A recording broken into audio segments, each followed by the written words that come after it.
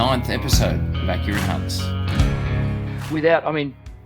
Back in Victoria, back in the day, you didn't know how many hunters were out there in a forest. You know, there could have been 15, 20 in a small forest. And I remember there being a few accidents back then. And I missed this tiny little branch that was about 5 meters in front of the bow.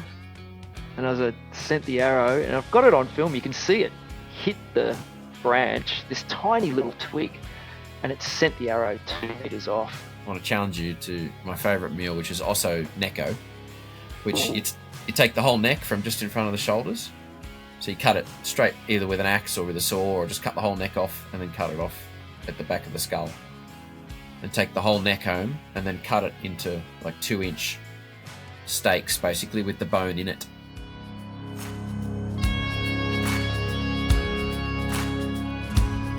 Welcome back, Accurate Hunts, A Life Outdoors. I have Dave with us from DTB Adventures. Hi, mate. Welcome, thank you. Yes, I'm going okay. Great to be here. Great to be here too. I'm enjoying some little silence in here. We had our baby the other day, and it's a little bit noisy on the other side of those walls sometimes during the day, so it's nice to have a bit of peace and quiet. Excellent. But everyone's doing well at home, and got a little boy, so another little hunter added to the family, unfortunately. If they like it or not, we'll find out. So lots of rest at the moment, yeah? Lots of rest. I call it work, but that's my rest, getting out of the house and going and doing something else. But had a week off and spent some time at home. And just a little tip for hunters too, don't do what I did and get cold in winter, because now I have a rut baby, which, although I love having babies and it's beautiful and they're great, I'm missing this rut because I am at home helping out, as you do as a parent, and you, Dave, are about to go on an adventure. Yes. And unlike you, I actually don't have kids, which means I'm going to be carrying out my meat by myself for the next 30, 40 years without help. Yeah, opening gates too, and all sorts of... There's lots of benefits to having children. Yeah, but a couple of adventures coming up, which are leading into the rut, so pretty excited about that. We'll rip into what's coming up, but I wanted to ask you... I don't think you've been hunting that long. Is that right? Am I right in saying that? And when I say long, I mean, give us a time frame. Yeah, look, in this current reiteration, probably 4 years.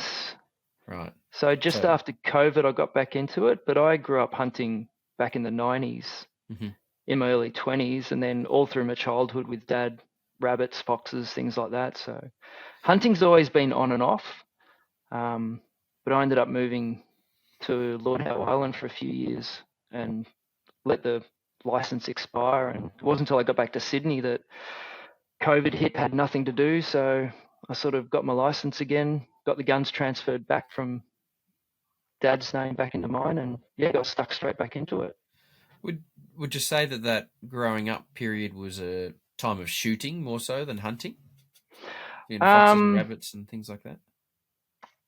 Look, probably, yeah. A lot of our family had dairy farms, so, a lot of it was just walking the open paddocks, rabbit shooting and all that. We just do a lot of trapping back then as well. So, there was a very strong connection with nature and tracking and things like that. But, there wasn't so much the detailed hunting that, most of us are doing now.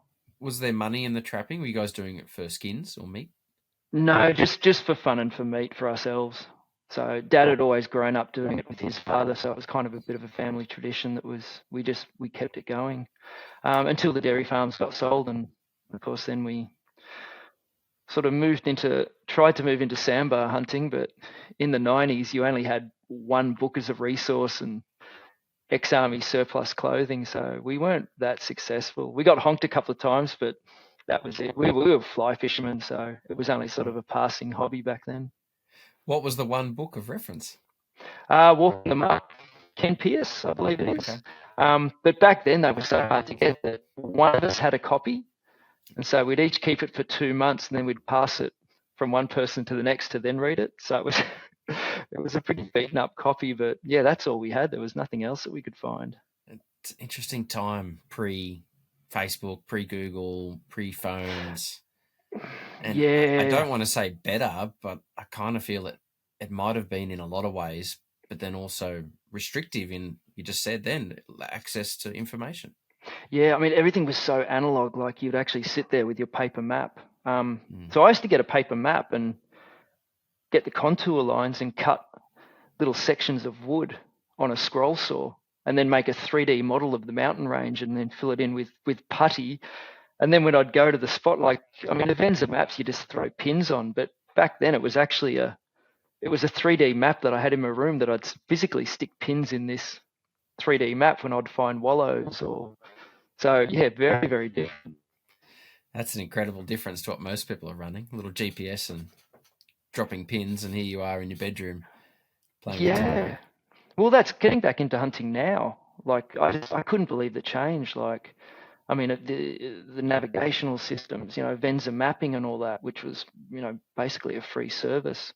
And even the way the DPI run it up here in New South Wales, like it just made things so much more convenient. But the animals hadn't changed; they were still the way they'd always been. So, What's your experience been with the R license itself? And I don't mean the hunting part, but I mean R license booking systems, forest access, interaction with, DPI and forestry while you've been out. yeah.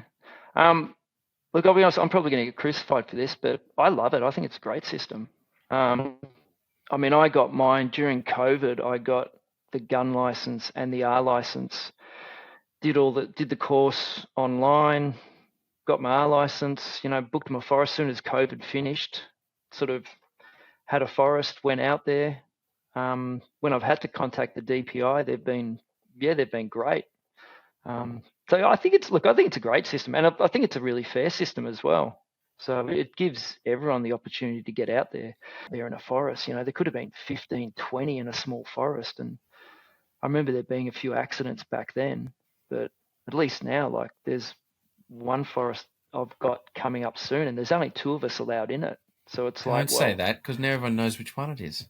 Well, it's a ballot system anyway. So, I was lucky enough to get a ballot draw for this one. So Mooragle South, yeah. So I can't remember where my dates were, but I do Seymour's section, and I did not even ask the wife. I just politely declined and sent a hard email saying, I'm sorry, I can't make it, which hurt because I know what that means to draw that, but it wasn't worth asking the question this close to having a baby.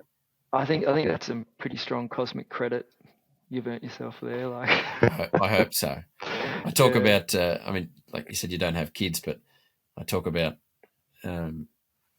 booking 4 or 5 trips with the wife, knowing that I really only want to go on 2 of them. So, like, I'll say I'll give up that one, and I'll give up that one, knowing that they didn't actually exist. They were just they always exist, but they're not always really important ones. You talk about everyone having a chance and using the ballot system. You think that's, and well, you said fair, so I'm going to assume your answer, but you think that's a really fair way to ballot up the, I don't want to say peak forests, but the ones that are overly productive? And I'll give you a second question to follow up. Do you think it could be applied or should be applied to more forests? I don't know. I don't know the answer to that one. I mean, with this particular forest, Mooragle South, like it's extremely popular, and there seems to be a lot of deer in there. So, I mean, I know recently, was it in America? They've just cancelled the auction system for one of their forests. So, which state was it? I only read it just today. They've gone from an auction system now to a ballot system, because what they were saying is you now have a 1 in 1.5 million chance of drawing it, whereas the tags for these, I think it was one of the Rams or something, were going for like, $500,000 for an auction tag, which puts it out of, the realm of almost everyone. So, I mean, with the Mooragle South, you put your number in, you see what happens, and it's only the second year that I've put in for it, and I managed to draw this year, so it's just pure chance. But I think for those forests, it's pretty fair. With the American tag ballot ticket style system and the upper end of those auctions, I've been to one of those auctions, and it becomes a bit of a pissing contest between the rich boys in the room, and it's, I don't want to say a slam dunk, but I don't know of anyone that's bought an expensive tag and not shot an animal, because you kind of assume you're going to after spending $500,000 or $1 million. But the plus side is those boys have the money, and that money goes back to conservation. Whereas in a ballot system, that's true. We're just entering our number from our R license that costs $325 for 5 years. But how much of that money is going back into, and so it's a tricky one. Africa comes up a bit in this as well, when like a rhino will be auctioned off for $500,000, and then people complain, but that $500,000, 400,000 of it goes to saving the other 1,000 rhinos in that area. So there's pros and cons to the big money side of it, and I guess I mean, Australia's in such a unique position because all the animals we hunt, they're actually introduced. They're not native. They're not as such a resource that needs to be so protected so fiercely. Yes. So okay, Mooragle South only has 2 people allowed in it for 4 days at a time for however long the period is. But book yourself any other forest. I mean, they've all got deer. They've all got animals. Just book in another one and go for a walk. Like, you'll have, as much of a chance of success. Yeah. Which I think that's what's great about, especially in New South Wales, the hunting here.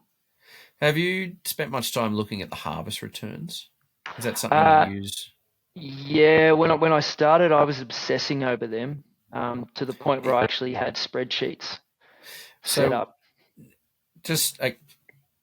I'm not a state forest hunter. I'll tell you my first return I did. I think the people in the office would have been, man, this guy is a serious hunter, because what I put down was not a harvest return. I put down a what I saw return. I just yep, saw that, and I thought I killed everything, but. Which I think is the way it used to be up until recently. Well, and it used to be species specific, but then they just changed it now to deer. Well, actually, I'm not sure about the harvest return part, but what they publish is deer was shot in Nundle.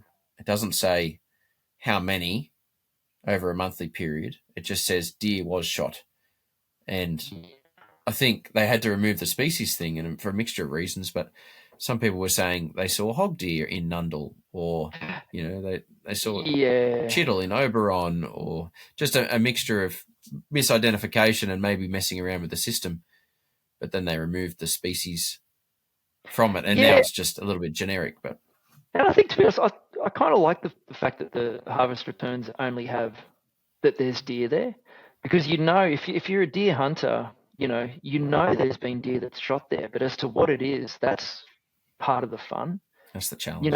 Actually going out there and exploring and discovering it for yourself, rather than just getting it all handed to you and, okay, well, there's that species of deer and it sits there and I'll go there at this time and, I've got a good chance of getting it.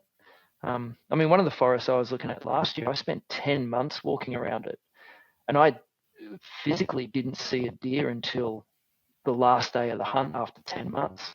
So I had them on cameras, but it's interesting. It's that, I don't know, I still like going out and doing all that work and finding it, with just a little bit of information to give you hope. Right.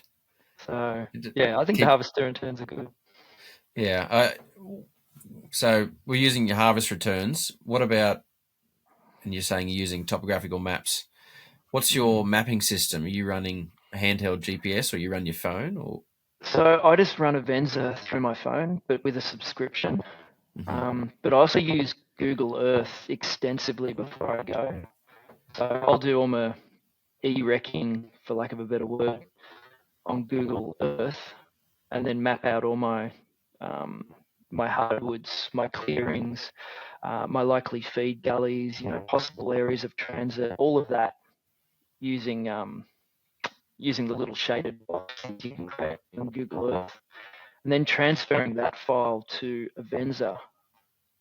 And it downloads everything that you've done on Google Earth onto Avenza. Then when you're out there, you can, because Avenza only gives you that it doesn't give you a detailed photo map. It only gives you that map. So at least you see, okay, well, I'm 15 meters from that clearing. I'm coming through the pines now, but I know it's just over there, so you can sort of adjust methods. Yeah.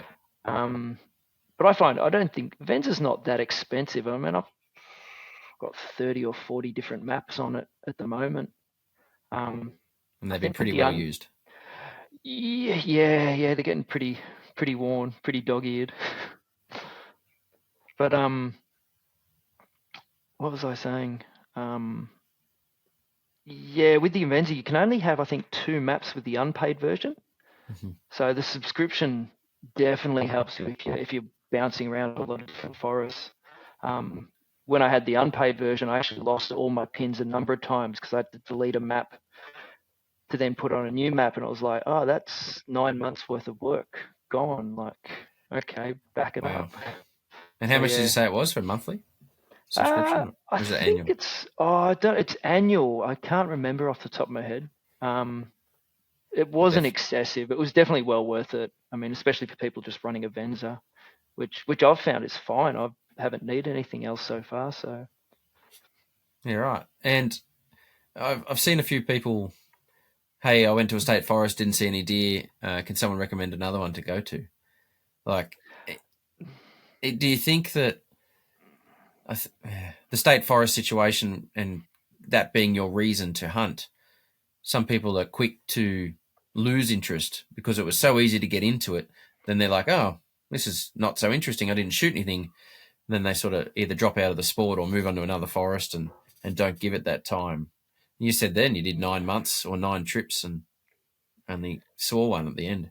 Yeah, I actually wonder if a lot of people go into hunting with the wrong mindset. Of course you want to shoot an animal. Of course you want to take an animal home, and if you want to take something home with antlers, even better.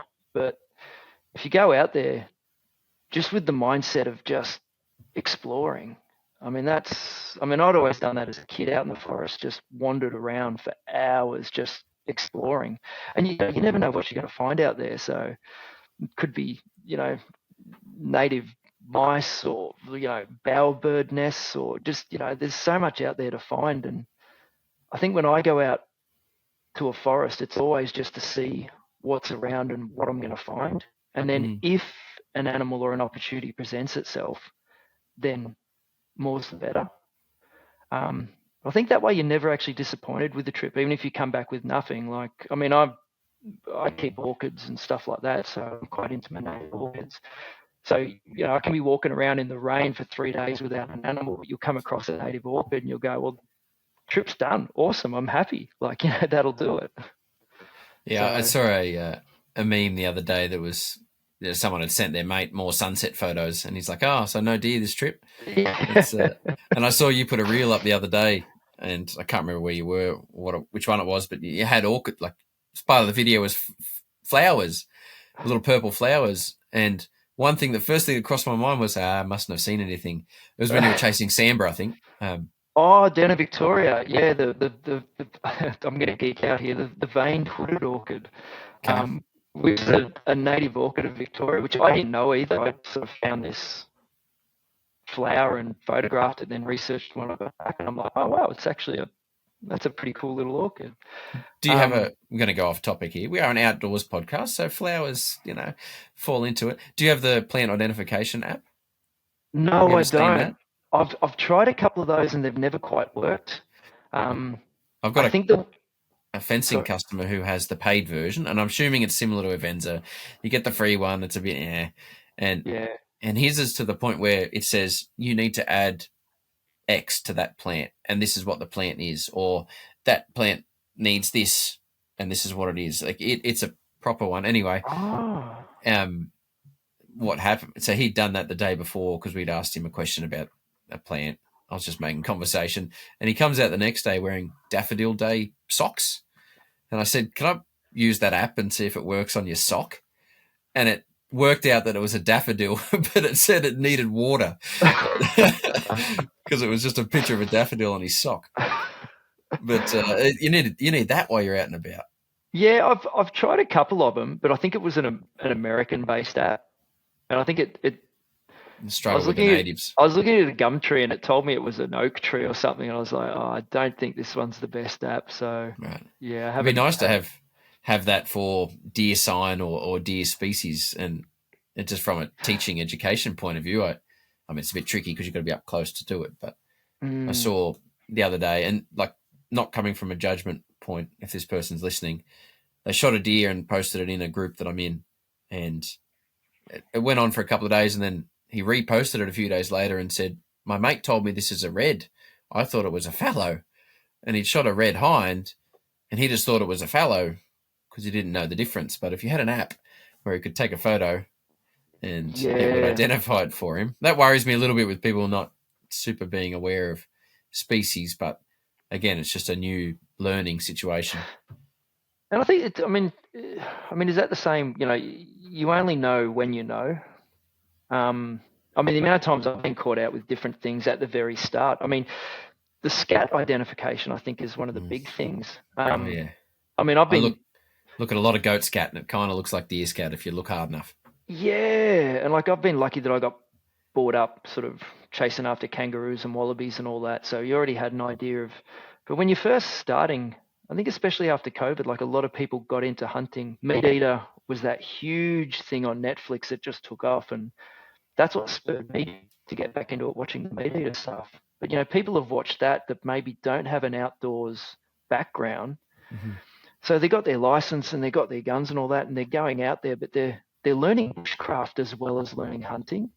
So they're starting off from scratch. And oh no, I feel for the guys that are asking on the internet a lot about the scat, and especially the guys that get shot down. It's like, well, mate, everyone's got to start from somewhere. So it's, you know, you need to be, you know, a little bit more helpful, a little bit more understanding. And just because we've been doing it for 20, 30, 40 years, you know, this person's only been doing it for a few months. But so, I still have questions about situations and sign and things, and I'm still learning every time I take someone out. You know, they ask a question, I'm like, I don't actually know the answer to that, but I'll find out. Yeah. And then, you know, add something to my playbook as well.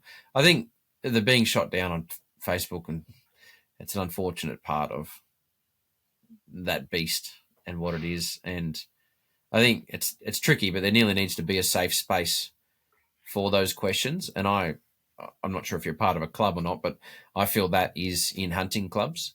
I feel that because it's a smaller community, could be 50 members, 200 members, it's a safe enough space that you could ask, hey, is this actually deer poo, or am I looking at a wombat cube?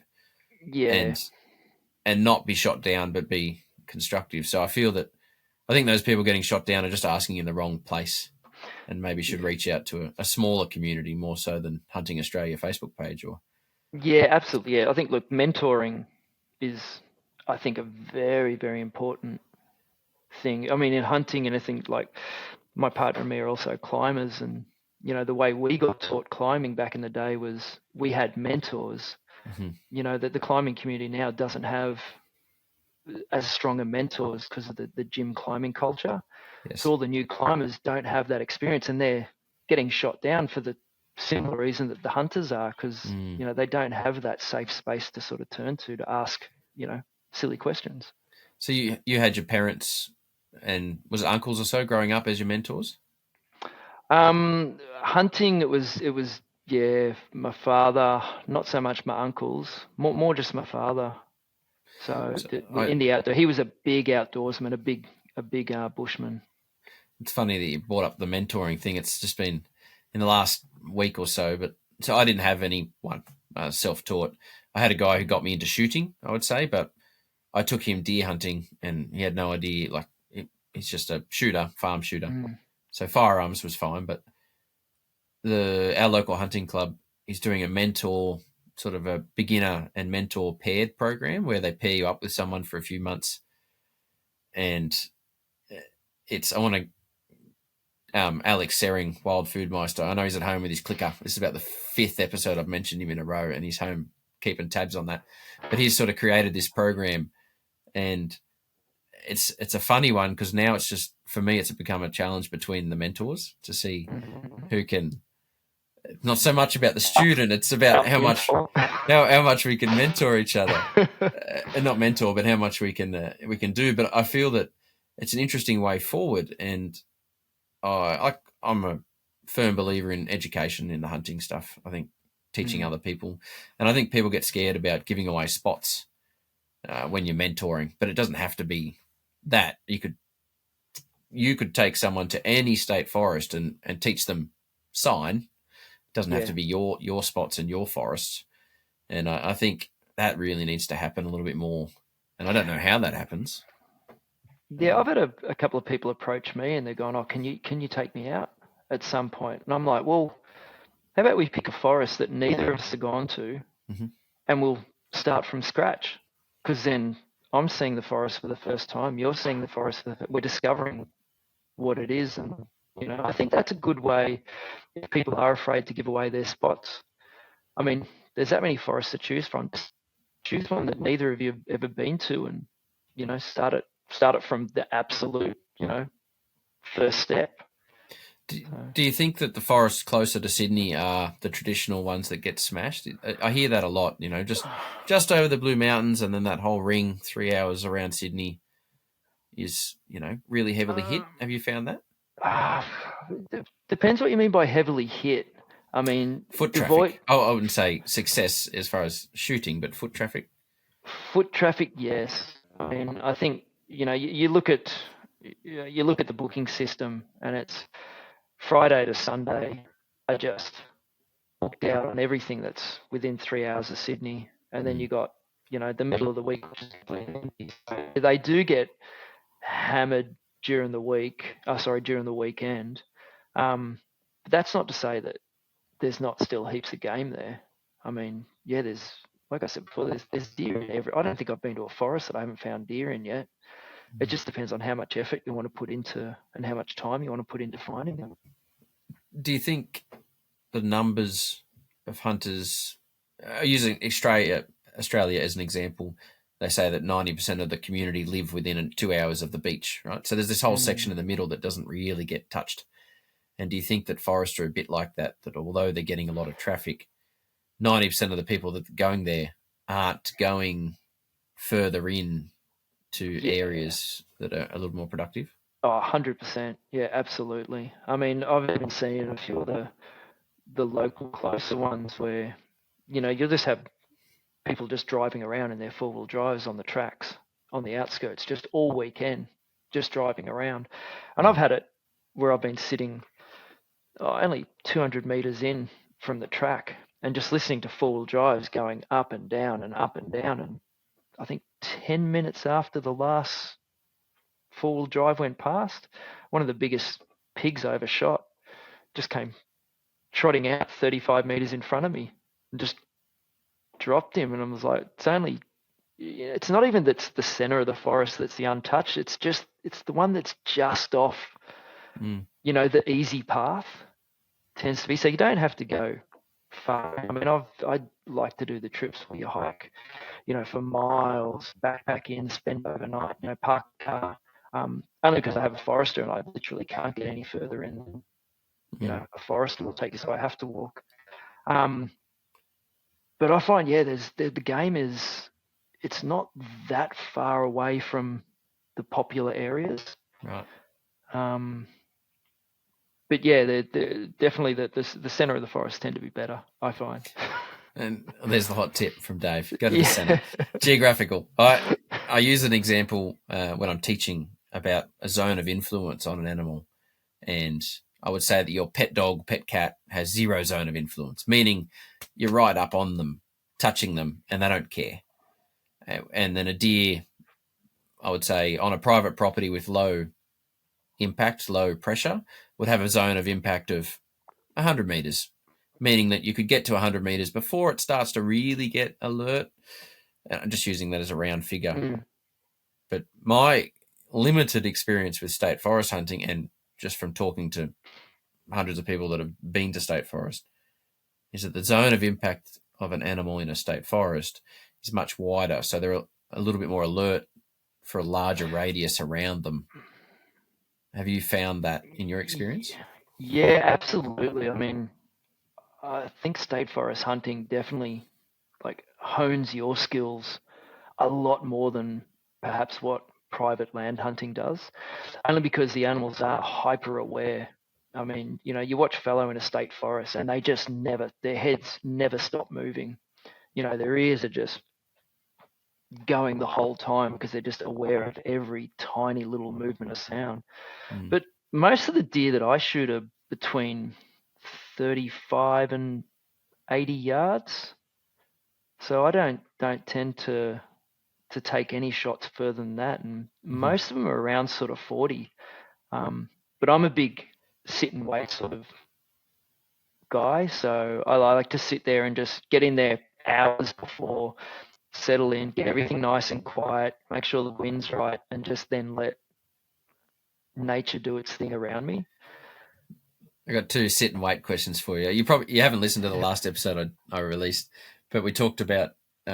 Well, you may have. I don't think you have. You've been busy, but I did a sit and commit. I called it up at Nundle, and it's my really only reference to state forest hunting because it's the only time I've put actual effort into hunting one, and I was successful. So you can go and listen to the previous episode. Yeah. I'm not going to brag on about it, but oh man, I was so bored.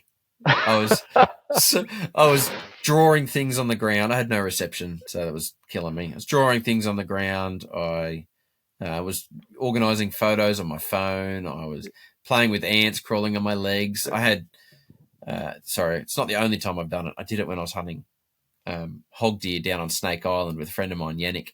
We actually made a chessboard on the ground and we carved pieces. We whittled pieces out of sticks and we made a chessboard and we played chess while we were passing time. What are you doing mentally to sit in one spot for that long?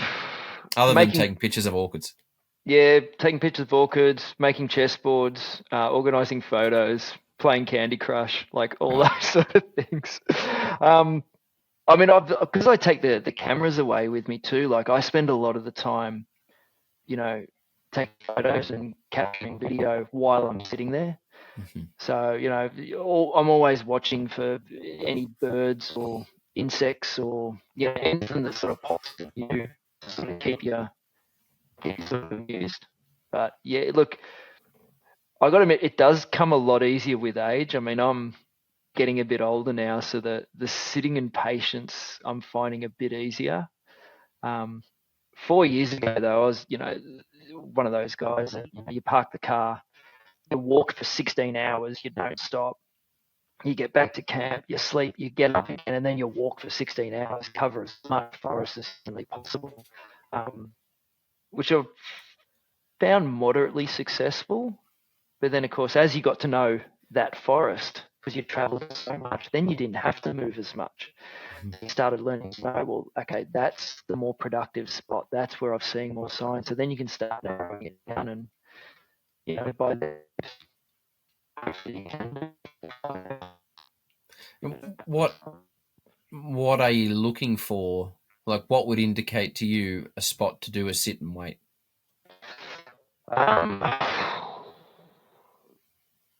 Definitely feed, like the browse. The amount of varied herbage and that you find within the areas. I find. Can you just clarify what browse is? Browse is the stuff that the deer eat on their way through, isn't it? That's what but not grass, definition, isn't it? Not grass, so varied stuff. Like a woody shrub or something. It's usually at mouth height, less than bending over height. Yeah, which is interesting because it's often hard to distinguish. Well, for me it is anyway. What is deer and what is kangaroo? Mm-hmm. So you'll find a plant, and you're like, oh, the deer have been smashing this, but it could also have been a kangaroo that's been nibbling away on it. So I think that's where American hunters have it a lot easier than we do, because it's like, well, we've got kangaroos. Coyote. Yeah, kangaroos eat everything that the deer do, mate. Like it's not that easy. Yeah. But also just time. Feed, yep. Yeah, feed, fresh sign, fresh tracks. Especially I love, especially if it's rained overnight and you can cover a bit of distance. That, obviously where there's deer been traveling that night because they're fresh prints. I mean, one of the forests. I've spent about 3 years walking through it. And it's a pretty popular forest. There's nothing secretive or special about it. But the amount of time that I've spent moving through it, you just pick up little bits of information here and there. And that allows you to build a bigger picture. And, once you get all your pins on a Benzie, you start seeing, well, okay, this is where a lot of the rubs are. This is where the thrashes are. This is more where there's a lot more footprints. There seems to be a lot more bedding areas here. So you start to build a better picture of the forest, which then means you can, okay, well, I don't have to worry about that section over there because I've never seen a print. I've never seen a rub, never seen scat. So, for whatever reason, even if you can't figure out what reason it is, there's obviously at this time of year, there's no deer there. So put that one aside till later. Something important you just said then was at this time of year. And yes. It's very specific to at that time of year. And it may also be all time of year. There's nothing frequently living in that area, although they may traverse through. I've had different properties where there's nothing there for 6 months and then everything's there for 2 months and then nothing again, just depending on feed or where the females are. I'm specifically talking fallow and private farms. But if you hold the farm that holds, I can't remember if I've spoken about this on the podcast, so boring for those that have listened if I have, but your farm might hold the does all year round, which means the bucks come in, do their thing and leave, and then the females stay there and they fawn out there and then they live there. That's great, depending on what you want to do with the property. Or your property might be the one next door that holds the bucks, or the system in the valley next door that holds the bucks all year round when they're bachelor herding. But come the rut, your property's empty. They all rack off. And they're not in that valley. And this applies to State Forest too. They're not in that valley. They're 1 or 2 over in the next one where the girls were. Or you also might have one that's big enough that holds everything all year round. So it's interesting you say at a specific time of year. Yeah, well, it's funny you were saying that about fellow, because I was chasing red last year, and for 10 months had red on camera. We had them in velvet. We had them. They were all there, and that was great. The rut, we know exactly where they're going to be. We've got this nailed. Turn up, there was nothing. They'd all just left. We're like, okay, what do we do now? Like, we didn't expect that, but they obviously used this area and just was somewhere else for the rut. I found one, luckily, on the last day of the hunt, but it was 7 days of absolutely nothing. When you said one, then did you put your finger up and point at something, or you just? Yeah, that's him. Yeah, that's the red deer from last year. Just a small spiker, obviously. For those that are listening, what we're looking at there is 1, 2, 3, 4, 5, 6. Is it 6x5, or am I missing a point? 6x5. There's a tiny little nub that I kind of I want to count, but I know I'm not allowed to. It depends on what rule you go by. The general rule I use, it's got to be taller than it is wide from valley to valley. Yeah, okay. So some guys use, if you can hang a ring off it, but you can do that if you hold it up at a certain angle, you can hang a ring off it. Yeah, that's 6x5. Yeah, right. It's a nub. It's a nodule. No, that's a cracker. I want to. Is that last year, 23? Or was your? That was the 23. That was the first red rut. So that was the first time it actually focused on red deer. And am I correct in saying you also went out with a bow after that and took something as well? You doubled down last year? Yeah, followed that up with out for the fallow rut after the red for, I think, 6 days. So that was the first time I'd been bow hunting. So I bought a bow, I think, in December, and spent from December to April just practicing. Joined a local archery club here in Sydney and just spent 4 months just practice, trying to get it right. Because I think archery is, I know you've had experience recently up with Nick and your wife and all that, and it's a totally different beast. Like, you just can't, there's no room for error. Like, it's tough. Do you think it's helped you get to that average of shot at the 40 or 50 yard mark? Like, do you think it's helped in your rifle hunting, your ability to get closer? No. So I think the rifle hunting has actually helped the archery. I mean, I like getting close to the animals. I don't like taking long shots. Um, that's just the style that I like. I like getting in close or having them coming close to me. Like it just feels much more personal. So I'd had the experience of getting in very close to animals, and so when I went to archery, it was a very natural sort of progression. It was like, well, you're not great at it, but you're okay at this, so you've already got a leg up there. Now you just have to learn how to send that flimsy little thing straight. Slinging sticks, we call it. Yeah, which is hard. But yeah, managed. Had a bit of disappointment in the first couple of days. Tell us about it. Oh, I think it was day 3, and set up in this great spot that I knew there was a rub and there was a scrape, and I knew that all the bucks in the area come through this area at some point.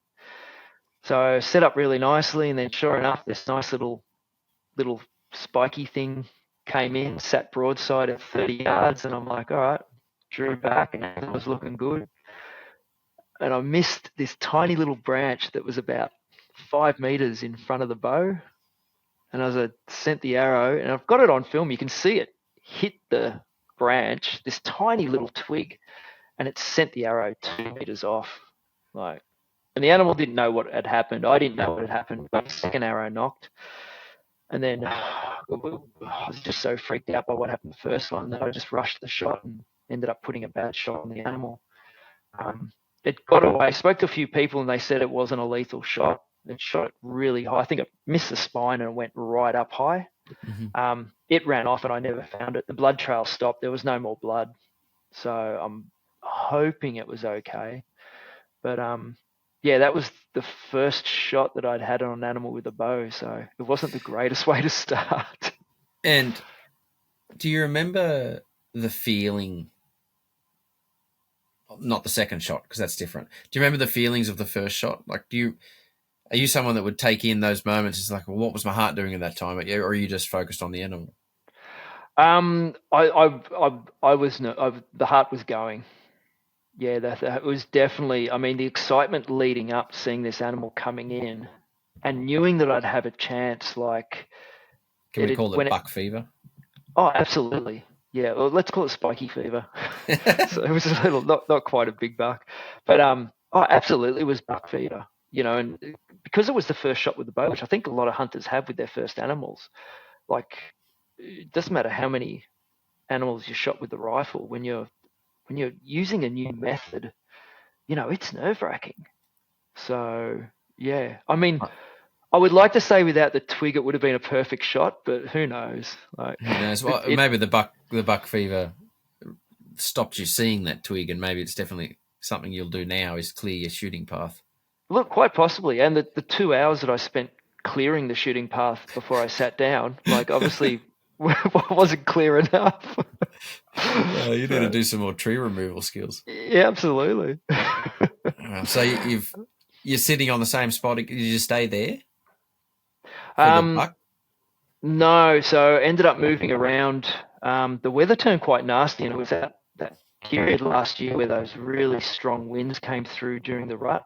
I mean, it was, yeah, all the good spots that I had marked out, they were howling with wind, 30, 40k an hour winds through the valleys. So it made it really difficult, and I'd almost given up, and I just gave one more gully a go.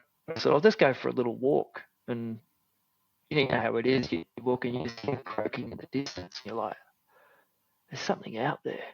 I was like, all right, I'll go for a walk up. Went for a walk up, and a little spiky and a doe came charging past me, and I'm like, I don't think spikies croak like that, do they? I mean, this thing was tiny, and I'm like, oh, I don't know, maybe it is. And then they took off, and then fair enough, this croaking kept happening and gave a rattle and came straight up to, I think it was about 11 yards, and then got a shot. It was an okay shot, but yeah, it took off. Couldn't find it. Searched for 3 hours, couldn't find it. Gave up. Went back to camp. And anyone who's lost an animal knows it's just, you feel sick, It's gut wrenching. Oh, and like, the feeling that the animal was still out there and injured, like they say hunters don't care, but I mean, any hunter that's been through it, like, yeah, they care about the welfare of the animals. So I sat in a chair for 2 hours and just couldn't let it go, and went, nah, I'm getting back up. I'm starting at the other end of the forest, and I'm just going to start from the other end and just make my way whole through until I find it. Park the car, walk 20 yards, and it was sitting there. And I looked at this buck and I'm like, someone else has shot a buck with an arrow. Like, there's a buck sitting there with an arrow out of it. And I'm looking at it, I'm like, that's my arrow. And this was 400 meters from where I shot it. So it wasn't it was a diagonal shot, but I think it must have, either I stuffed the shot or it jumped the string a bit, and it ended up going in behind the shoulder instead of the front on a 3/4. So, ended up finding it and managing to put it down there and recovered it. But yeah, it was, if there's one bit of advice, don't give up. No matter what happens out there, just keep going. If you can't find animals, if you've lost an animal, just, don't give up, because state forest, you just never know when it's going to happen. Or, It's crazy that just chance that you just pulled up there, you just walked in there, and you've got skills and knowledge and things, years of these things built up. But if you had moved your car 100 meters further forward, you may have never found it.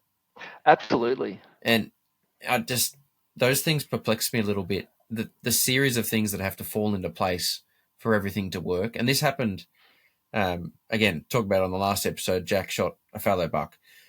But the way it presented was that if one thing changed all day, we would never have seen that buck.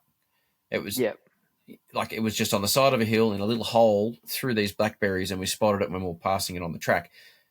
But if we were 30 seconds earlier, a minute later, whatever, wouldn't have seen it. Yeah. And if you just calculate the odds are never really stacked in our favor. And then you go state forest hunting and it makes it, you've got other things to deal with. And it's just all the research you do, all the training you do, the preparation takes one twig, doesn't it, Dave? To ruin it for you. Or it just, man, and that's what makes it. How did you feel after you found it? Like, that's what makes the elation worth it. And that's what people don't understand when you see a trophy photo of people smiling behind an animal. It's not, hey, I've killed it. It's all of the 1,000 other little things that have come together. The relief. To make that's one of them. Like, there's the pressure from home, the pressure from your mates, pressure on yourself. It's just, I don't know. I don't think people outside of hunting can fully understand that roller coaster that you went through over a 3 or 4 hour period of hearing it, seeing it, shooting it, losing it, going back to camp, getting sick of yourself in your head, going and getting it. And gut wrenching when I couldn't find it the first time. Like, I was like, that's it. I'm selling the bow. I don't want this anymore. Like, I've injured one animal. I've lost another one, and I don't know if it's injured. I'm like, this is not for me. Like, this is not good feelings. The responsibility. And like, when I first started hunting, like, actually, a mutual friend pulled me up on it. Like, in none of my photos, I was smiling, because I found it a very serious thing. You're taking the life of something. I was like, well, I don't want to smile in this photo. It's, it feels too heavy. And he sent me a message. He's like, mate, you're allowed to smile in photos. Like, and it took a while to get comfortable, even just smiling in photos, because, of the weight of what you're doing and taking responsibility for it. But yeah, getting back to that one, it felt terrible. But the feeling of when I did find it, I mean, it's actually hard to describe. Like, I mean, I don't know, the birth of your first son, that might be going a bit too far, but like, there is I guess it's just that weight of relief that is just suddenly lifted, and all that anxiety and that worry and the stress is just drained from you, and you're just left with this feeling of accomplishment. which I think is hard to get in normal life. I'm going to circle back to my one state forest story because I didn't talk about it on the last one, but I went to Nundle and shot a red. But there's a video of me walking down the hill and I'm filming myself and I'm talking to Jack, and I'm going to have to post it because it's the girliest, high-pitchiest little voice I'm doing. But it's an emotion I haven't felt in a long time. And it was this absolute, I don't know why you can't talk normally, but I've got helium in my voice. And it's just this, I don't know, it's just you can't get it elsewhere. Yeah, and I think especially with state forests, it's the amount of hard work that you have to do, and like there's no way around it with state forest. It's just hard work. You need to put in massive hours. Lots of research, lots of walking. To be successful.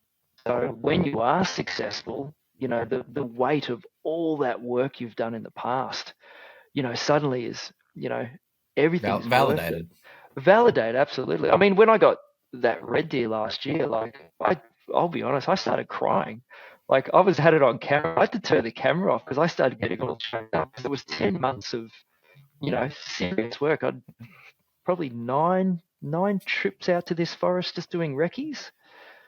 Time away from a partner and, all the money spent, fuel, food and all that. Missing family engagements because you're sort of committed to do this. And then when you are finally successful, it's like, well, firstly, every minute of that pain was worth it, but yeah, I don't know. I've had it in climbing and in kayaking as well. When you do big trips, and you get through those big moments, those sort of, big climbs or something like that. But yeah, it's something else. And then get to take home all the meat and feed your family for months on end. So, do you eat a lot of venison? We eat primarily we have maybe bought 5 steaks in the last 3 years. So we eat a lot of venison and goat. Pork we don't, only because I'm not confident enough with pork, with what's wild pork. With wild pork, it's just the choice that I've made. And pork's not that expensive at the butcher, whereas venison's really hard to get to. And we went to Fire Door. I know that the fancy restaurant in Surrey Hills. We managed to get to there last week, and we ordered to have this 290-day 9+ Wagyu steak. It costs a fortune, and we're like, oh, we have to try that. And me and my partner both took one bite of it, and it was so rich and so fatty. We're like, we can't eat it.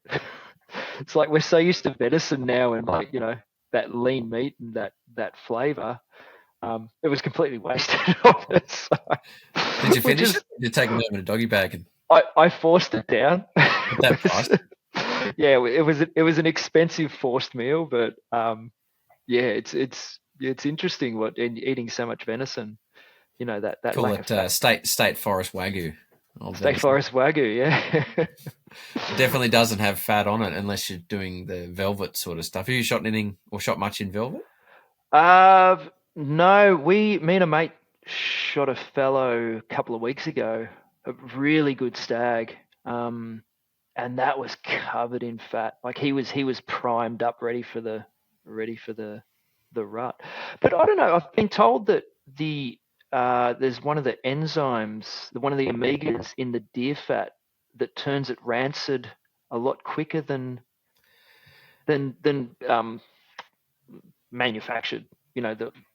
The beef fat. Do you know about that? Or I'll say that no, I don't fully know that.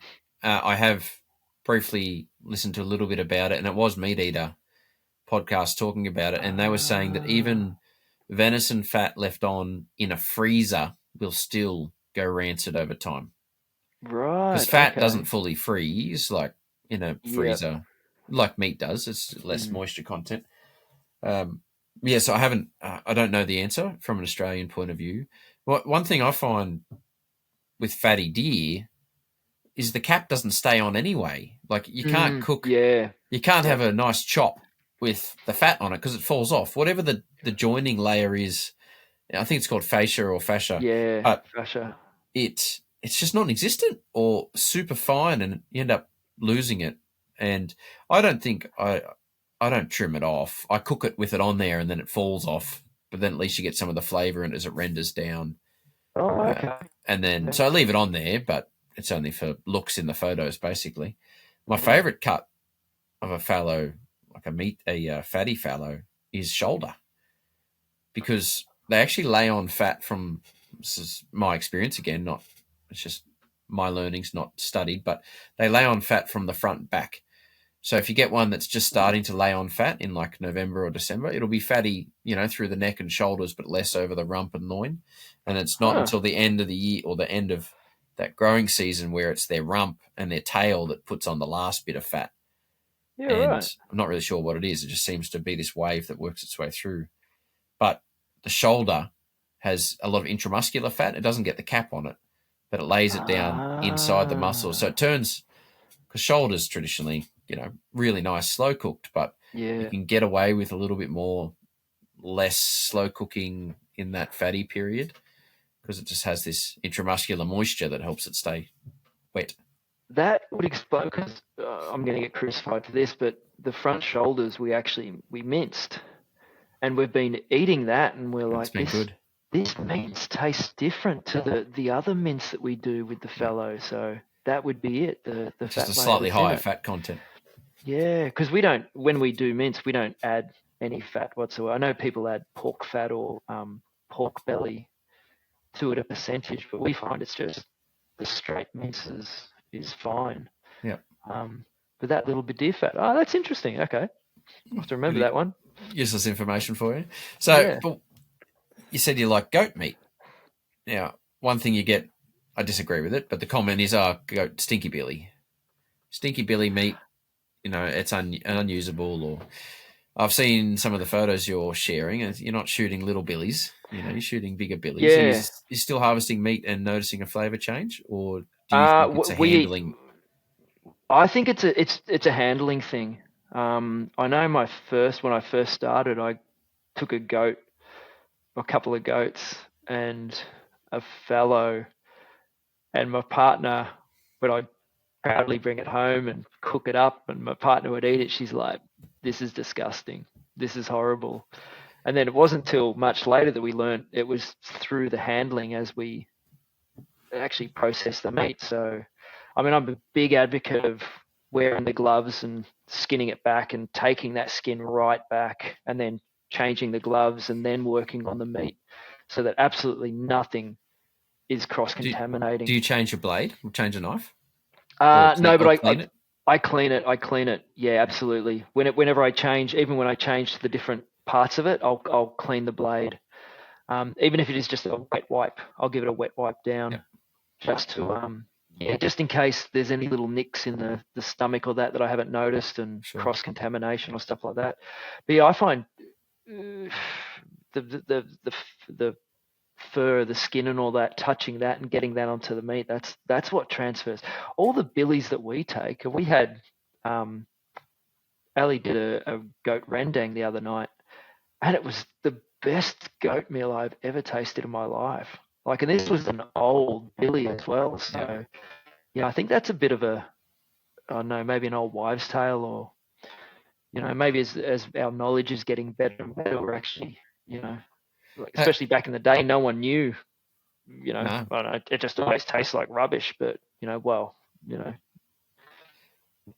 think we're getting better at using the meat, and again, the benefit of Facebook and internet is the sharing of knowledge and the sharing of recipes and things like that. Do you take neck meat or the neck itself? Yeah, I take neck meat. So do you just butterfly it out, like bone it out? Or? To be honest, I'm a bit of a hack. I haven't learnt how to do the neck properly, so just kind of hack into it. Have you got a hacksaw? No, I've got a little meat bone saw. No, a little bush saw. A little folding, and you get like 2 or 3, and then you got to clean the teeth out. A couple of more. And my partner's mother, my mother-in-law, she bought me a Recipro. because she quite likes when I take the meat up with her, and she's like, oh, what would you like for Christmas? And I'm like, oh, Recipro to do the animals would be nice. So yeah, I've tried that a couple of times, but that's only if you can get the animal back to the car. Yep. Which in the steep state forest is pretty difficult at times. So, but no, I haven't used the bow saw. My Slice of Life have got stainless steel blades now for the Recipro. I mean, you can get them online, but they've just started stocking them. So they're specifically a bone saw.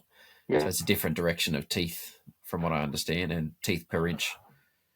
But so when you take the neck meat, do you start from the top and then open it around, or start like situational? So again, depending on hanging or by myself, and I'm going to be honest, and most of my animals are vehicular accessible, so it's easy to winch them in a tree or something. But no, I usually go straight down the back. There's that yellow, it's called the paddy whack, that runs straight down the top of the spine, just on one side of that, and then follow the bone and go straight down, out and around. By this time, I've already got the esophagus out as well, because I take that out while I'm gutting, so the whole tract bum to chin basically comes out in one go. And then so you can skin your way around, or bone out your way around, and then you'll have one side, and then you bone out the other side, and you have the other side. But I want to challenge you to my favorite meal, which is also necko, which you take the whole neck from just in front of the shoulders. So you cut it straight, either with an axe or with a saw, or just cut the whole neck off and then cut it off at the back of the skull. And take the whole neck home and then cut it into like 2-inch steaks, basically, with the bone in it. And then cook it using any ossobuco recipe, but leave the bone in it, because there's just a lot of flavour in that spinal column, spinal cord, and the bone. You do get some shards of meat. Some shards of bone from cutting it, but it's shot from the shoulders forward are my favourite part of the animal. I'm not a backstrap, doesn't super excite me. Legs, I give them to. I've got a new colleague at work who's South African, and he makes biltong. It's the one reason I employ him. Don't tell him that. But back legs for fallow and things are perfect for that. But yeah, front shoulders and neck are my favourite. And because I've got young kids, they don't love steaks. They're a bit hoity-toity about that. So we do a lot of mince, but we do a lot of pulled meat. So you can just drop the whole neck in the slow cooker and pull it. Just cook it in a stock and then pull it. Once you've pulled it, you can divvy it up and have 10 different meals out of it. You can do tacos, enchiladas, gravy rolls, all sorts of things. So I'll just do a big pulled, not for a meal, but for 2 or 3 meals. And then once it's pulled, I can use it in different ways. Yeah. Well, challenge accepted. Check the space soon and we'll see what we can come up with. I do find that's one of the biggest challenges I've found is learning how to use the meat correctly. Most of my field work is the gutless method, I think they call it, where it's actually, because I'm by myself hunting most of the time, it's just easier and quicker. Do you want to give just a quick little rundown on what the gutless method is? So the gut, from what I understand, and correct me if I'm wrong, is you leave the guts in. That's correct. Yeah, is that the gutless method? Yeah, and you'd actually take the back legs off, the front legs off, the back straps out, but the guts are actually left in, so the skin's all left on, which if you're traveling around the forest, the skins or the furs the pelts on to protect the meat. Doesn't dry out as much. But it's just much quicker. I still do my health check, so after I've taken all the meat off. Right. So I still will open it up to check the kidneys and the liver. Have you ever found anything in a deer? I have. So it was Bondi. I actually took a fallow, perfectly healthy. It looked fantastic. So I did the gutless method and then spent ages getting all the meat off and all that.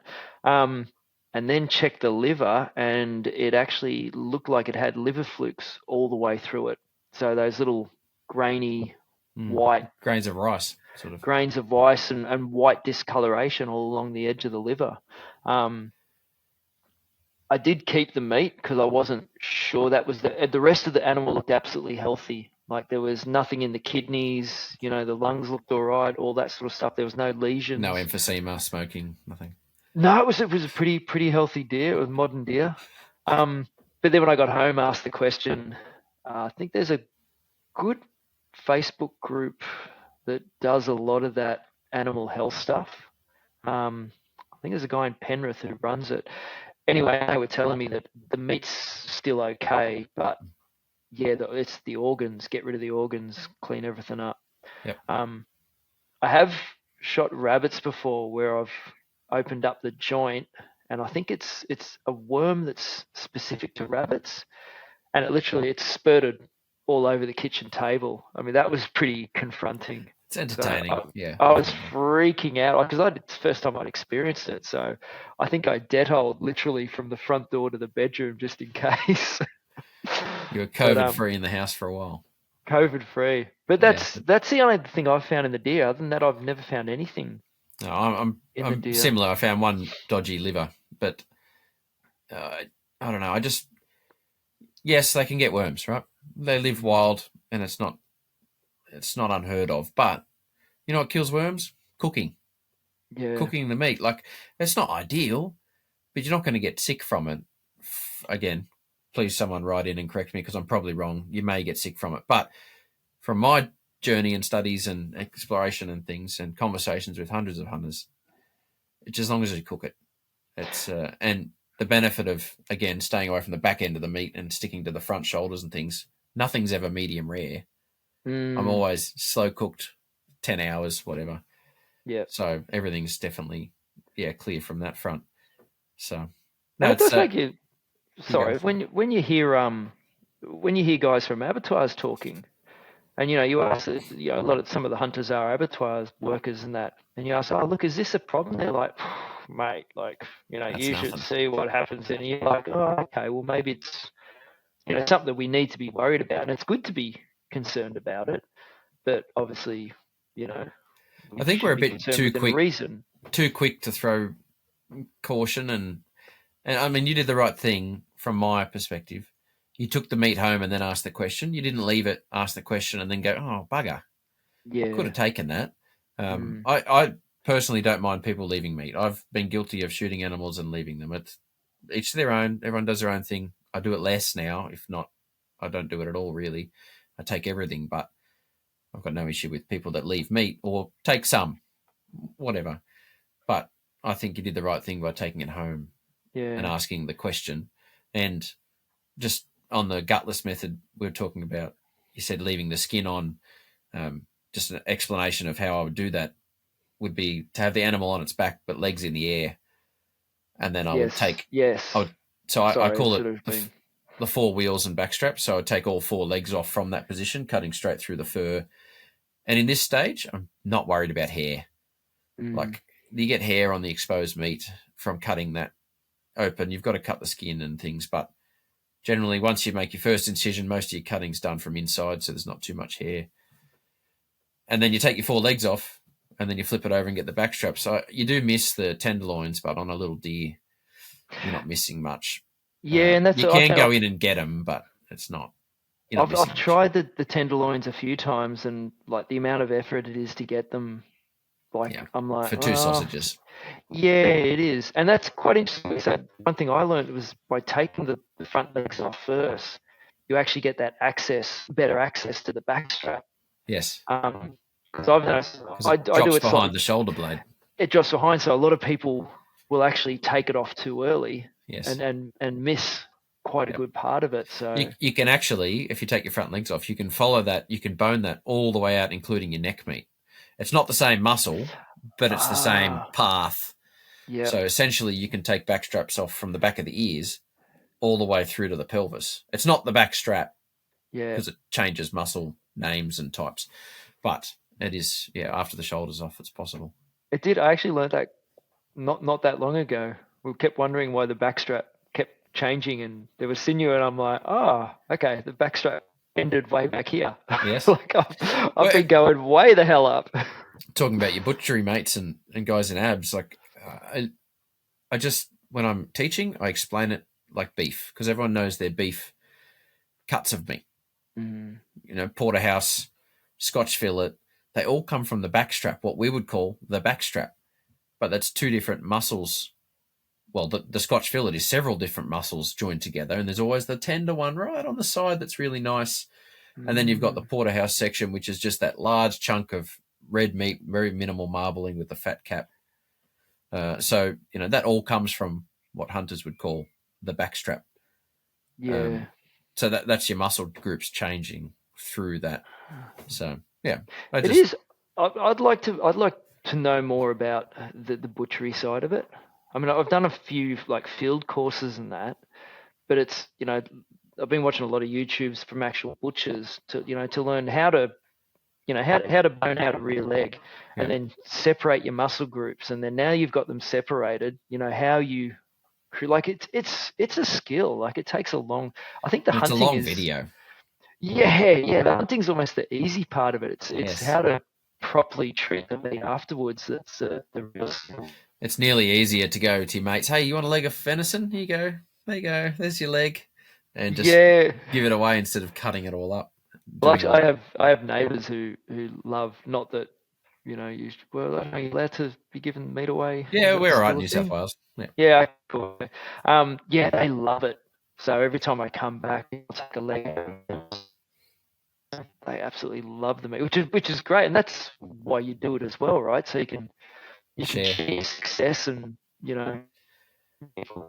I use the analogy of investing coins. Every time you shoot something, coins come out of it, like in Donkey Kong when you smash the box, and you grab all the coins, and then you take them home, and you're giving some to your neighbor. You give some to your work colleagues. You're investing these coins, and then they're going around saying, "Geez, I met a hunter once, and he kind of gave us some meat, and it was really nice, and he's a nice guy." And I think it's just good for the whole society. Goodwill, isn't it? And especially if you can have that conversation with them about how you got the meat, how you treated it, the ethics behind it. It only paints hunters in a positive light, and I think all that helps. You do get a couple of bad apples that sort of bring it down, but the more goodwill you can do and put it out there. I mean, some of the greatest conversations I've had have been with vegans. I mean, a couple of the guys that I work with, they're vegan, and they're fascinated by it because they're more about the ethics of how the animals are treated. That's why they don't eat meat. But when you hear about your hunting methods and the respect you show for the animal and the fact that it's lived its absolute best life, and in a fraction of a second it's done, rather than spending 2 weeks in a slaughterhouse with all these animals. It's quite refreshing that those two sort of polar opposites can have a conversation about that. I think people miss the connection that we as hunters have the most in common. We have more in common with pure vegans than we have with people who just buy meat from the shop and eat it. Yeah. Because we're both interested in the same values. And those conversations, I've had many of them. And it's the ones that are vegans, not because they've watched a documentary when they were 12 about pigs and that was it.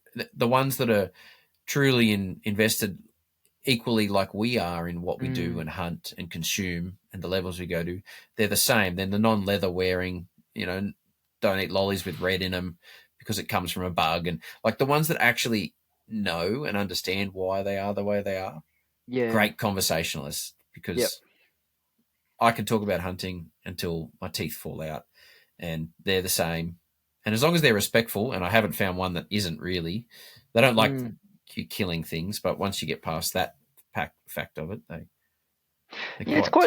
it's a surprising conversation that I never thought I would have been having with that section of society. So it's refreshing to find common ground in which is both. It's all about the welfare of the animal, right? Unfortunately, you do have to eat, and we love our sport and all the challenges that go with it, but the animal lives its best life. It's technically not supposed to be in Australia, so it's it all kind of doing our part for nature and things. I want to get away from food, which I hate because I love food, but I'll I want to circle way back to when you started bow hunting, and then you changed and you shot the bucks, and then you got it, and then you've continued your bow hunting journey. And just recently, you went overseas and had some fun. Yeah. Was that a bow hunting only trip? That was bow hunting only. Right. Yeah. So, tell us about it. That's exciting. So a mate that I started shooting with at the club, we touched base and met up, and he only bow hunts, so he doesn't. He's actually a member. He's a member of our local hunting club down here too. Oh, that's right. Yes, yeah. So you can mention him. Hello, Mark. Mark, hey Mark, how are you, mate? Yeah, so we're at the same club together, and we caught up and had a chat, and he tossed out this idea because he wanted to go to New Zealand, but he hadn't really had the big mountain sort of experience. So he was looking for someone to go over with him just for the safety aspect. And I thought I just turned 50 this year. So I was like, well, 50th birthday present. Like, why not? Safety Dave to the rescue. Why don't I go hunting in New Zealand? Like, what a great, if I can still climb mountains at 50, you're doing okay. So yeah, we ended up going over there, and we sort of wanted to stick to tar. I debated taking the rifle because Mark hunts with a bow only. I was like, well, let's just take the bows. That way we're both on the same page. You know, we're both in sync. We can both work together. It's not two different hunts happening at the same time. Yeah, that was incredible. So we chose the West Coast, the steepest, the wettest, the gnarliest. Can I ask what your planning was, and like why West Coast, and how did you pick it from over this side of the country? Look, planning was pretty serious. So I sat back and I pretty much let Mark do all the work. So I think he'd been planning it for 6-9 months beforehand anyway. So he'd made contact with a lot of New Zealand hunters, with a lot of the community here that been there. He'd made a lot of contacts and gained a lot of information from them. Sure. As to why the West Coast, I couldn't answer you that. I don't even know. It just kind of seemed... It's the worst for climate. As far as rain and... Well, look, I think we're both state forest hunters, so we didn't want something easy. Sure. So we literally chose the hardest spot in New Zealand to go. I think one of the other things was I'd done a kayaking trip over there, and I'd kayaked the West Coast. So I'd kayaked a lot of those rivers, helicoptered in, and then spent a couple of days coming out of those rivers. So one of the spots that we chose, or was a possibility, was one of the rivers that I actually paddled. Right. So I had an idea of the terrain and what we were going to be in for in the forest and that. So we kind of defaulted on that. And one of the guys, we got in contact through Facebook. He had a helicopter company over there. Glacier something. I can't remember the name of it, but I could find his name. Great bloke. He was just endless information and helped us out with everything, because we didn't do guided or anything. We just wanted to be dropped off at a good spot where we had a chance, and then we were just going to figure it out for ourselves. Yep. So yeah, he flew us up, dropped us off at one of the huts. The idea was to go right up high, but he sort of warned against that just because we had weather coming in. And he said, look, it's pretty inhospitable up there. If that weather does hit, which is supposed to hit hard, it's going to make it really difficult up there. And it worked out perfect. We would have been trapped in tents for, I think, 5 days. So it did hit up at the top. It hit really bad. I mean, we had, I'll get to that later, but we had a landslide that blocked off the highway on the way out trying to get to the airport. So yeah, but I'll tell you about that later. So he ended up putting us in one of the last huts you could get to before the no-fly zone. So we had a great base camp, and we were just setting off from the hut each day, getting as high up as we could. There was a couple of landslides that stopped us from getting right up high, which is where all the bulls were. Mm-hmm. So you could see them? Oh, we were glassing. We could glass them. There was, 30 bulls that we could glass across all aspects, and each day they just appear on different sides of the mountain. Did you have a spotting scope or just binoculars? No, just binoculars. So, I mean, you couldn't see, you could tell they were bulls, but you couldn't see the caliber, but it was like, oh, that's where all the big boys are. But down low, lots of young bulls and lots of nannies. So, which was more than enough for, first trip to New Zealand. Even if you just see animals, it's a win. And the landscape's so incredible. So we managed to take. Mark took a chamois and a tar, possibly the oldest chamois in New Zealand. I mean, this thing was ugly. It was like the ugliest chamois I've ever seen. But we took it. We landed the helicopter, took a 200-meter walk, and it was standing there 200 meters from camp. So literally, like 20 minutes after we landed, we shot a chamois, and we just looked at each other. And I was recording it on video, and I'm like, "Well, did that just happen?" Yeah, and I'm like, I hope something else happens, man, because this is the shortest video I've ever made. So, but the chamois are quite well known for being curious, and it is their demise sometimes. They sort of, I've shot tar and been with clients that shot tar, and while you're skinning it or taking photos, the chamois will pop up and say, "What's that noise? What are you guys doing over there?" Oh, wow, and then okay. Quite often they meet their demise from that situation. I've got some photos of clients with chamois and tar in the same photo because we were working on one when this one turned up and got there's your trip done. So, but yeah, it may not have spooked from the helicopter. It might have been more curious. Yeah, well, I think the good this thing had no idea we were there. So I think we were camped by one of the major rivers, and the noise. I've made a video of the trip, but the noise of the river is just deafening. So raging. So even when we were, I was stalking into my first tar, and I was only 30 yards from it. But I could have been throwing rocks and it wouldn't have heard me. Like the river is roaring that loud that I think that, the chamois with their curiosity and also this raging river made it quite, it wasn't easy, but it made it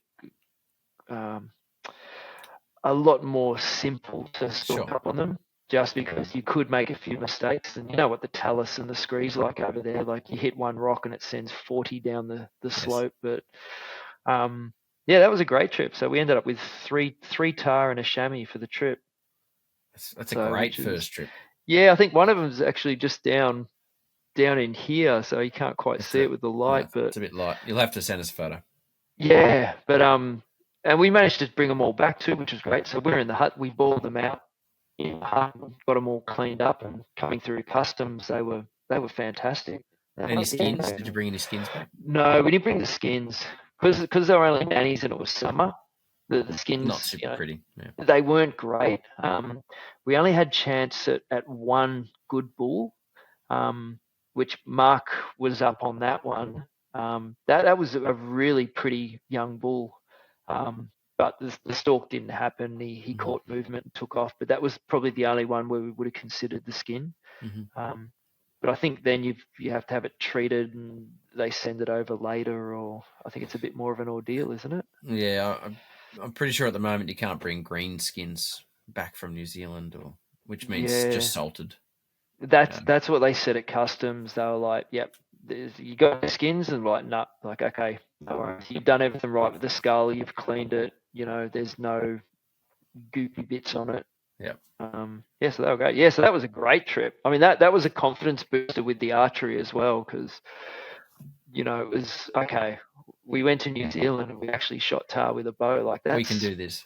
That's pretty cool for a first trip. So, I remember talking about your local archery club. We had one just behind Mum and Dad's house, and I wasn't joining. I just went down there to chat, and they had just had their AGM.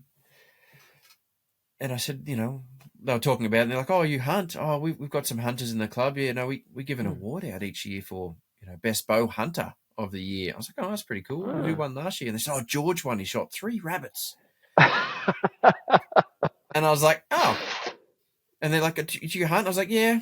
Mm-hmm. Yep." Like 2 weeks prior, I come back from shooting buffalo. and like, I wasn't gloating or anything, but I was like, "Oh, like," anyway, well, it turned out I didn't have to pay to be a member. I would just jump the back fence at Mum and Dad's and shoot their targets while they weren't there. Yeah. So I think you find that the hunting clubs, the archery clubs are very sport focused.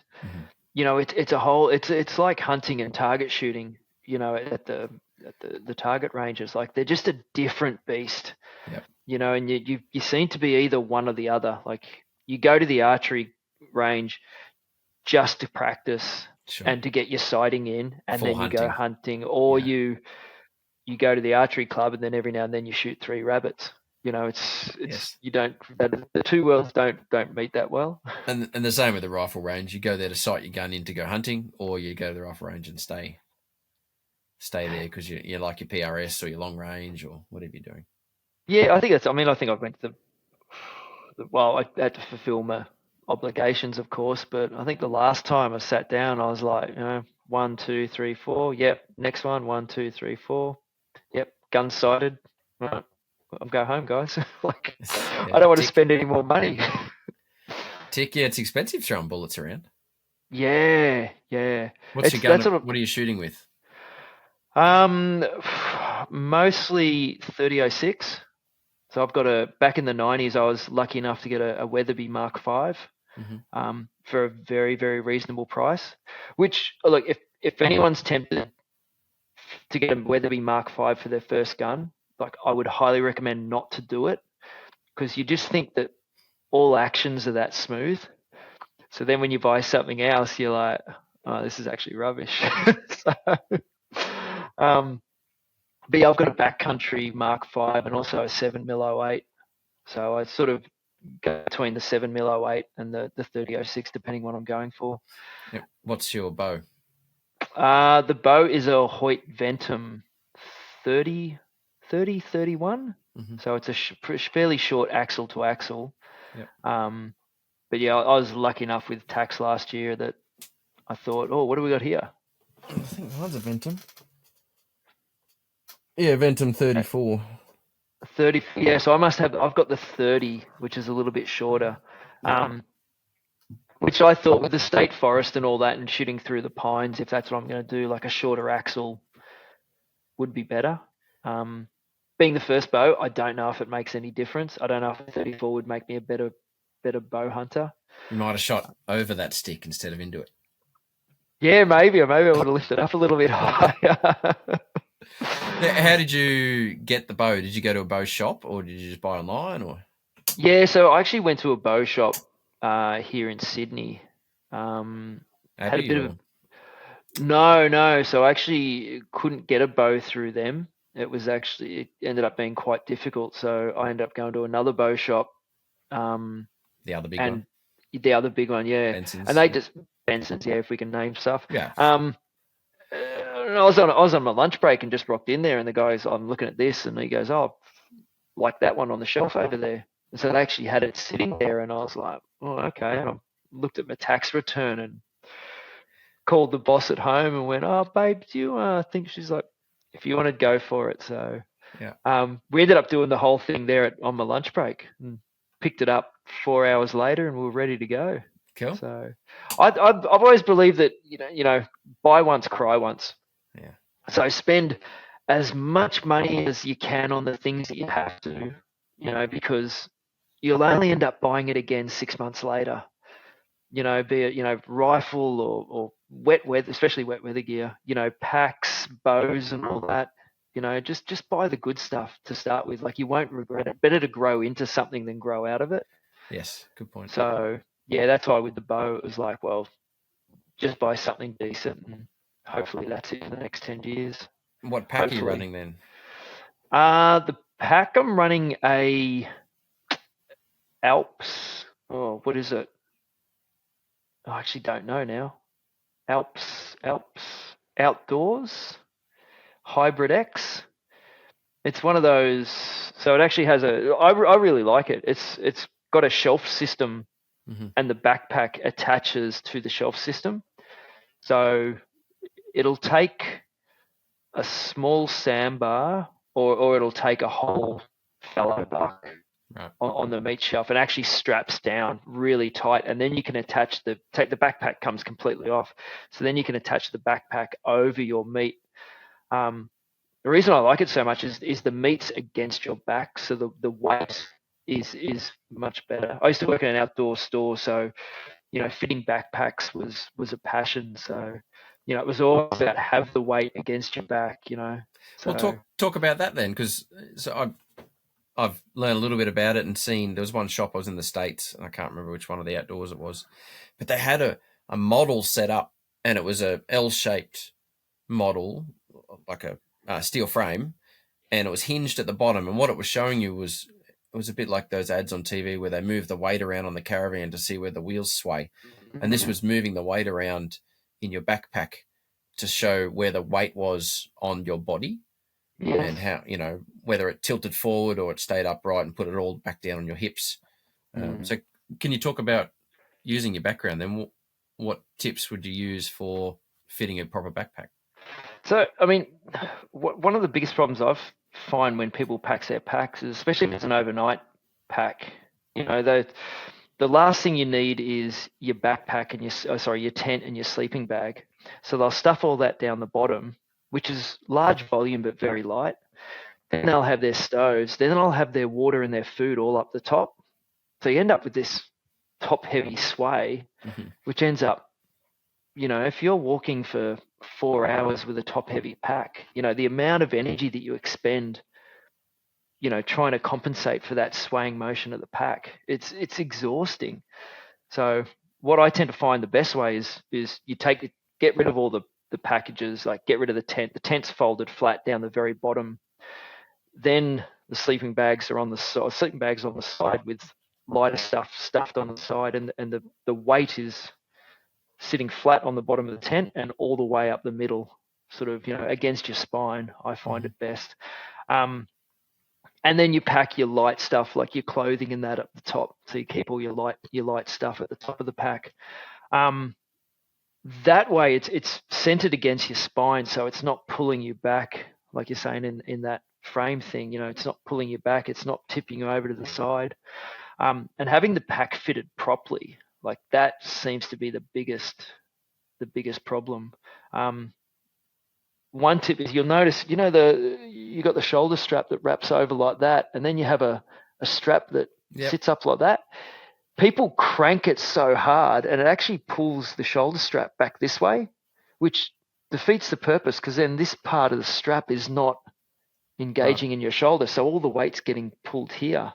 So with that one there, it should only be just snug enough that you take the weight up, so there's no slack in it, but not hard enough that it pulls your shoulder piece away from the shoulder. So the shoulder piece should start here and wrap evenly all the way around the shoulder. That way you're getting the best weight distribution. For the people listening and not watching, there will be we'll probably sorry guys. No, that's fine. No, we'll do a little reel or a little video, but basically we're talking about a backpack that has a frame on it, and the frame extends past your shoulders a little bit. I've got what have I got here? My Kuiu pack does it. I've got a Stone Glacier pack that does it too. And it goes 2 or 3 inches past your shoulder, and we're talking about the strap that goes from the top of that back down to your top of your shoulder piece. Yeah, you can just tighten it to adjust it. The same thing about your waist. The waistband also usually has one at the sides where you can pull the pack into the waistband, and people crank that so hard that it creates a gap, so you don't get that nice even coverage of the waistband. I mean, a good rule of thumb is, inch below the belly button, that's where your buckle will sit. Sure. You cinch that up nice and tight. Then you just take those little side ones in a bit tighter, and then you do your shoulder ones. Would you be able to give a bit of a percentage of how much weight should be on your hips and how much should be on your shoulders? Would you say like a 70-30? Because I've seen people you can take the shoulder straps off, and then the pack's still sort of sitting quite vertically with all the weight on the hips. Like, I feel like that's a bit wasted because your shoulders aren't doing much. But your hips are the strongest part of the body, right? So that this section of your body is where you can take the most weight. So 70-30 is probably a pretty good number to stick to. Yeah. And that weight on your pelvis and things on your hips, that's downwards weight. So it's and I'll give an example. Here in front of me, I've got a sliding window or a sliding door. The sliding door is not very heavy when it's like that, but as soon as you start to tilt it away from you, it gets really heavy. But when it's up vertical, all the weight is straight down, and it's still the same weight. but it's distributed very differently. So down on your pelvis, and then it goes straight down through your legs and feet is a lot easier than carrying full load on your shoulders like some of the cheaper packs. Yeah, and look, the easiest way to do it, and I used to tell the customers this, is, you do the waist belt up, but leave the shoulder straps loose, and put 15 kilos of weight in the pack and see how that feels. Now tighten up the shoulder straps, but take the weight belt off, and you'll very quickly see, which one is actually needs to be carrying the most weight.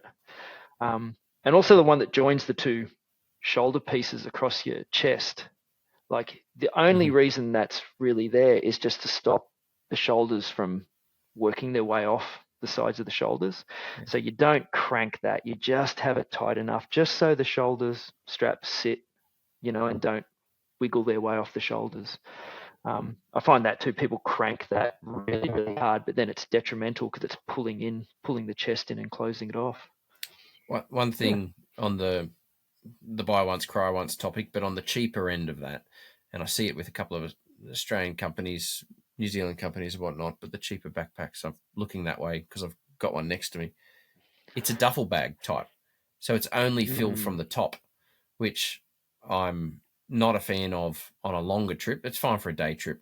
That's fine. But on a longer trip, I like bags that have access everywhere, panels everywhere, because you're saying, don't put the things at the top just because you physically need them first. That's fine for a day trip. But if you're on a longer hike and your lunch is heavy, so it's at the bottom, you don't want to have to unpack everything from the top to get to it. Just whip that little side zipper up. It's in there. It doesn't have to be in a separate compartment, but you can access the layers deeper down in the bag.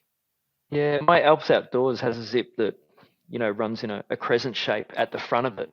Right, so you can lay it on its back, open the whole thing up without disturbing everything. Open it up, and then you can access almost from the bottom to the top. Yeah, the gutless method of a backpack. Yeah. The gutless method, yeah. Just under the backspace. That's very handy, especially if you just stop them for a quick, lunch and you want to boil up some noodles or something. You can access all those heavy stove items and all that without having to, like you said, pull the whole backpack apart. You just want to be really efficient too when you're doing those overnight hikes. Hydration, you on the bladder type situation? I run a bladder, but I know a lot of people don't like the bladders because they don't know how much is left, which is, I'm sort of kind of always monitoring, and you get to know it after a lot of trips, right? You get to know, sort of gauge how far your bladder's getting down. But of late, I'm carrying a bladder and also a 1 litre Nalgene bottle, because I've been using these protein shakes for lunch, which I was using them all the way through New Zealand. I found they really, really helped. Just because you didn't have to carry so much bulk with, muesli bars and, Twiggy sticks and all nuts and all that sort of stuff. So yeah, 1 litre Nalgene and then a 3 litre hydration bladder in the back. Yeah, that's a pretty good combo. Right out. Well, it backs you up too. So it's all about redundancy. So if you're easy to fill up they're actually quite hard to fill up in a river, most bladders. So it's easy to fill up, a Nalgene and then tip it into a... Yeah, absolutely. And you pop your 3 litre bladder and you're stuffed, right? So... Snookered. Yeah. One on the bladder tip before we end it. When I'm finished, so it runs over my shoulder and then out. A couple of downsides with bladders, obviously, like you're saying, not knowing how much is left, but it heats up. The water gets warm because it's on your back or very close to your back, I find. And it also, I've got there you go. Here's one I prepared earlier for those that are, it's out because I'm drying it, but it's the Camelback and it's one of their fancier ones. It's got an insulated cord. I'm going to say it actually does very minimal to nothing. And then it's got a switch down here, the cover, and then everything is modular as well for washing. It all clips off. But my point was, when I have a drink, I will blow back through the tube just until I hear the bubble come into the bag. So it empties your tube. Because what happens is the water sits in your tube and you lose, be it 20 mil, 50 mil of water because it's hot and you spit your first mouthful out. Yep. It's wasted. So I just blow it back and empty it. I don't know how much is in there. I haven't, but I reckon it'd only be 20 or 30 mil. I think the other benefit to that, and I don't do that because of that reason, but I will start doing it because that's a great tip. But blowing the water back into the bladder actually inflates the bladder a little bit. So if you've got load in your bag, when you do bite on the valve, you don't have to suck through it. It just forces the water through. So it's sort of a little free drink. No, that works too. I get that. You don't, because they're not easy to pull water through, and especially when you're huffing and puffing. It's easier really to blow thirsty, back through it and then let it push out. Absolutely. I mean, the amount of times you have a drink and then you got to stop to breathe because you're like, I'm out of breath. Like it was the hardest drink I've ever had in my life. Oh yeah, I'm not sure what yours is like either, but this Camelback, sorry for the noise from dropping things, it's got a really wide mouth with a handle, so you can actually hold that and fill up through it. But you can actually drop a 600ml bottle of frozen water in there, and one, you've got a spare bottle. 2, keeps everything cold, and 3, you can tip that water in there once it's fully defrosted. Just the Mount Franklin free bottles, and then you freeze them, but they'll fit through the lid. And you can actually, this has got a divider in it, this one, so you can fit one down each side, and you don't get much water in your bladder because you've got those in there, but you've got cold water for a lot longer. See, always learning. That's bladder tips. I never knew that. That's awesome. Bladder tips. One more, because I said we're going to go, but now we're stuck on the bladders. I'm just trying to think what it was. I had a good one. Nah, I can't remember. That's all right. If it tastes like put it in the show notes. If it tastes like rubber, put lemon or raspberry juice in there first. Yeah, hydrolytes. Actually, I'm a massive fan of the hydrolytes when I'm out there as well. Yeah. Just help that recovery, and they're another good one.